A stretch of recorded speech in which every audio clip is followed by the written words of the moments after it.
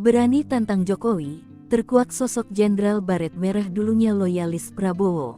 Mantan loyalis Prabowo buktikan tekadnya untuk membongkar kecurangan. Pensiunan Jenderal Bintang 2 Korps Baret Merah ini tak segan buka borok Presiden Joko Widodo. Ex-Komandan Jenderal Komando Pasukan Khusus Kopassus Maijen Purn Sunarko memimpin demonstrasi di depan kantor Komisi Pemilihan Umum KPU Menteng, Jakarta Pusat, Senin tanggal 18 Maret tahun 2024 siang.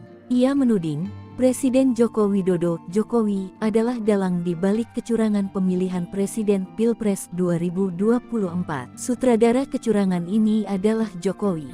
KPU itu hanya operator, ujar Sunarko. Siapa sebenarnya Sunarko? Dilansir Kompas.com, Sunarko merupakan purnawirawan Tentara Nasional Indonesia Angkatan Darat TNI AD, lulusan Akabri pada 1978.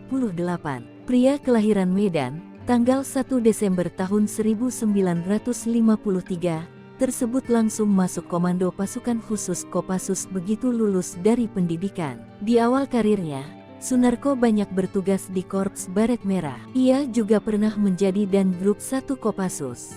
Sunarko diangkat menjadi Danjen Kopassus ke-22 pada September tahun 2007. Setelah karir militernya berakhir, Sunarko pun terjun ke dunia politik.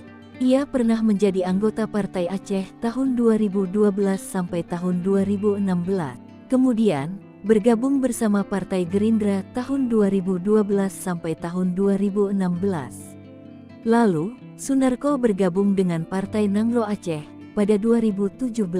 Pada Oktober tahun 2023, Sunarko dilantik menjadi anggota Dewan Pakar Partai Keadilan Sejahtera (PKS).